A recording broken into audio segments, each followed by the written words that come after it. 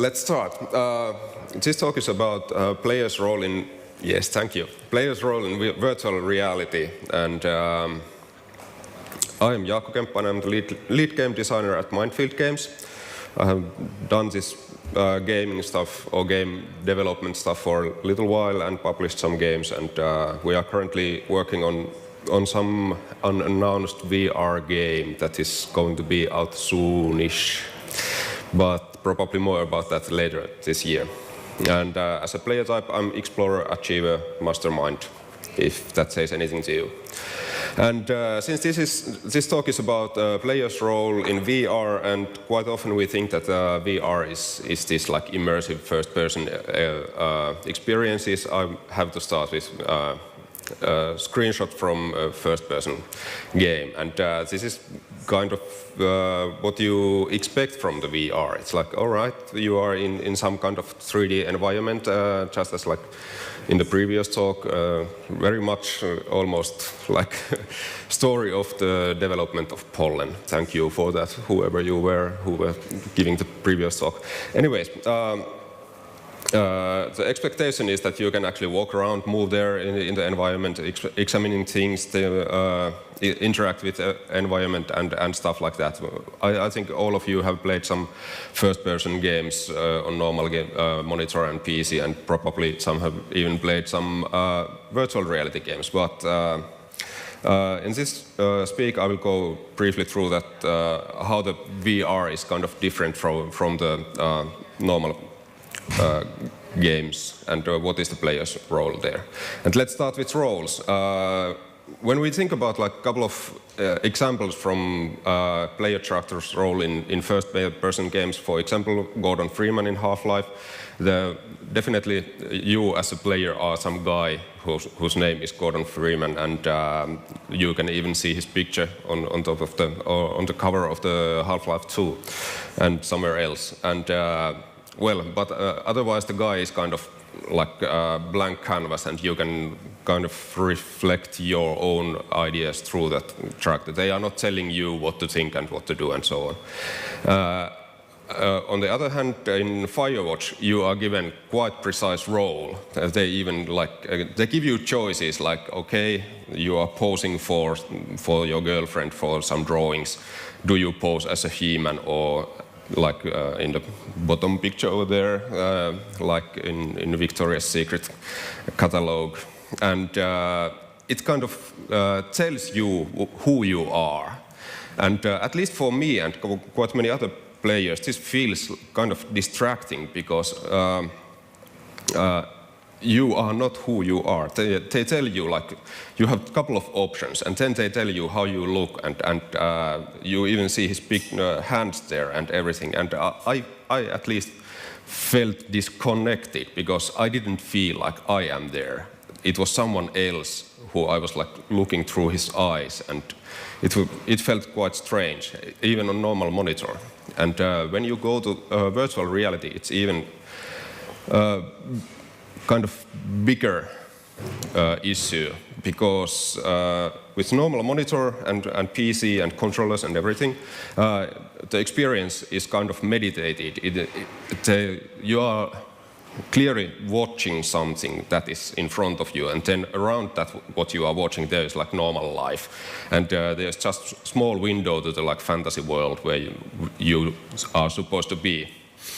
But virtual reality, it's around you, because it's mounted on your head, and when you turn your head, the view changes, and actually VR captures your vision, hearing, balance, probably all the muscle senses and whatever what you are using, for example, in room scale experiences.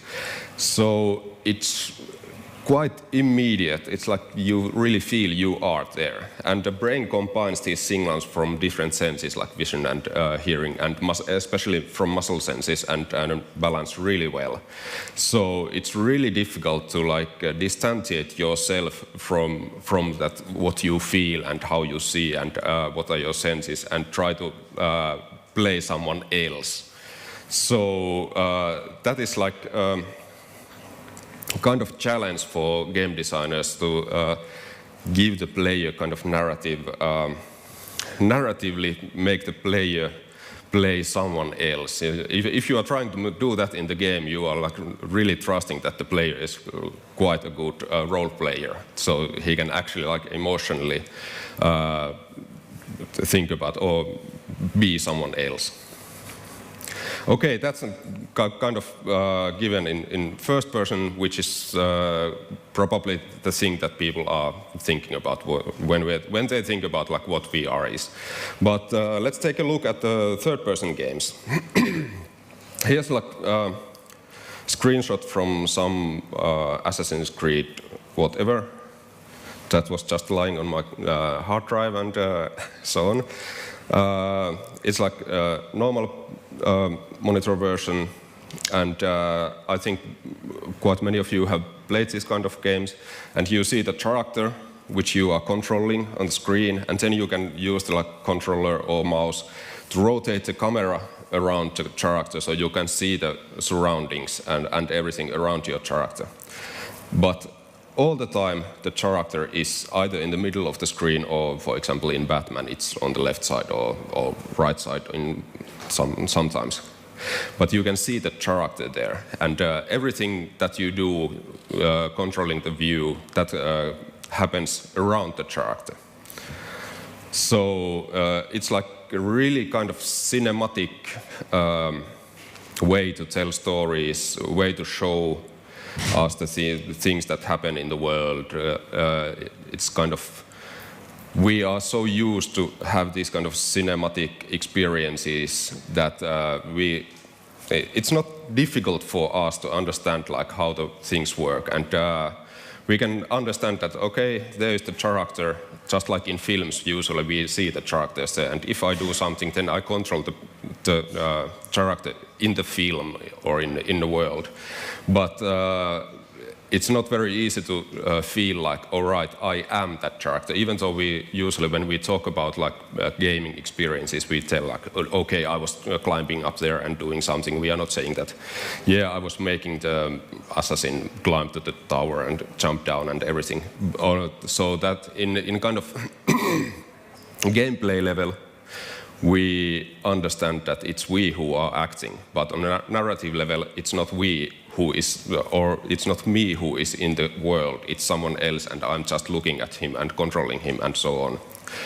And this makes the kind of the cinematic view to the world, makes the experience kind of mediated also. You feel like, okay, I'm just watching someone else doing something over there. And that also gives us possibilities to use cutscenes, like doing cinematic editing, camera angles, everything else. That is like quite normal modern visual storytelling mechanics.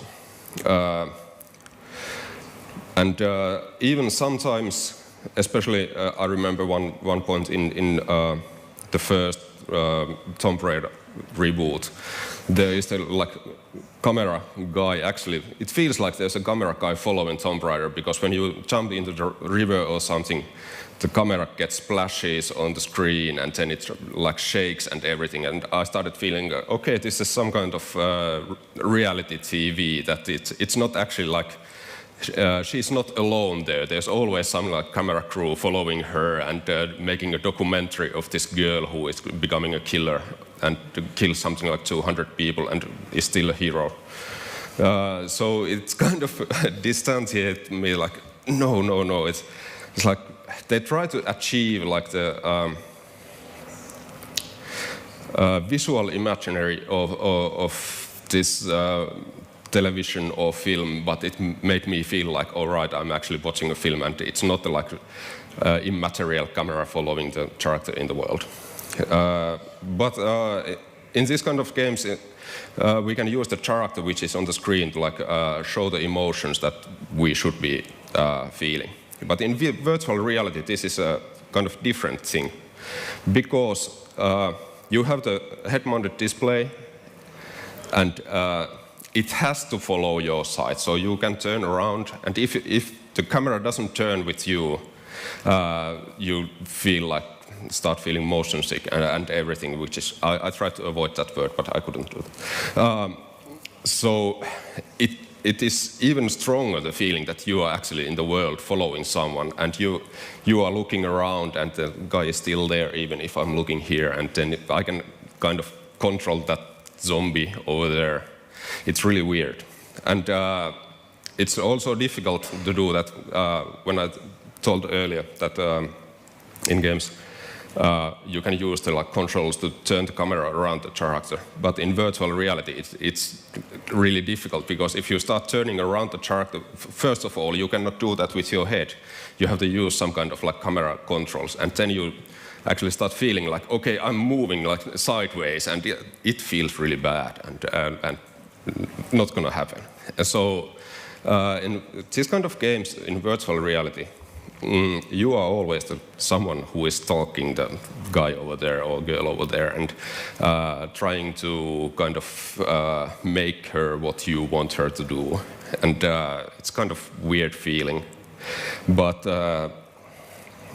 well, okay, let's go a bit further even. From the first person, we first step back so we can look ourselves on the screen or in the view. I try to avoid saying that in virtual reality we see each other on the screen, because there is no screen, it's a space. I try to say it's a view. So, but anyways, let's go to a bit further. Guard mode activated. Let's look at the strategy games and kind of guard mode games. In normal games, or probably old school technology. For example, this is from Crusader Kings 2. There's an abstract representation of the spatial database of things in the world. That's the map and all the units there and everything that happens there. And our monitor works as a kind of map surface. It's almost like having a map on the table, except you have the digital screen over there. But for us, it feels like, all right, I'm actually looking at the actual map there. So there's kind of really thick mediation layer between the player and what happens in the game world there. You are watching the screen, which is actually inside your room or wherever. Then there's the map layer, then there's some simulation layer, and something happens there, and you don't even see all the details. It's all abstract over there. The good thing is that the screen allows much detailed text and everything at the same time, as you can see in this screenshot. In VR, we are not having that kind of mediation. It's immediate. We are there, and we can turn our head, we can look around, and if we can have a really huge map, it's really nice. You can look around and see that America is over there, and Australia is over there, and Finland is somewhere here. Nice. But it is still, when you turn around and look outside of the map, either there is a void, which means that you are in empty space, or then we have to have kind of narrative frame for the map. Why is it there? Where is the map? What happens outside of the world? And that leads to the point that quite often in this virtual reality strategy and puzzle games, like for example this screenshot is from Hitman Go, the world is presented as miniature or game board world. And we, as players, we are just looking at it from above and all right, here's the board, and then I can play it. And then there is some other graphics around, like maybe table and a couple of people there and birds flying or whatever. So we are kind of building a narrative framework for ourselves, trying to understand who we are in this world and why we are seeing this. And this also applies to not just strategy games, but all the match 3 games and whatever. This is from Lost Cities VR. It's like same board game, but it's in VR, and then when you turn around, then you see pyramids and everything and so on. So players' expectations for VR games, they are different from the players' expectations for normal games. It's like on not only content-wise, but also like behavioral expectations, because it feels so immediate. You all start to think like, okay, this world where I am right now, it's real, and it should act like real. So whenever I see a coffee mug on the table, I feel like I should be able to pick it up and look around and throw it away or whatever. And if the world doesn't kind of feel these expectations, then you feel like the immersion breaks, and then you feel like, okay, this is just a movie prop, it isn't real. And that is something we were really thinking about when we made Pollen, because Pollen is a first-person exploration game, happens in a space station. There are like 1,500 something items which you can pick up and interact with and everything. Most of them are just like fillers, like mundane stuff and so on. But we had to do that because if we didn't make the objects interactive, it wouldn't feel like real. So in VR, the emotional connection is very strong, and with the player here in the real world and the character in the game world. And we have a lot of like different ways to elicit emotions with the player. And unfortunately, I'm running out of time, so we cannot go through all that. Probably some other day, some other place.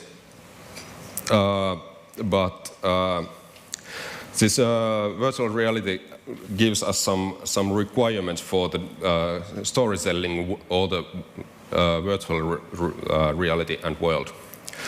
For example, in virtual reality, we cannot capture the controls from the player.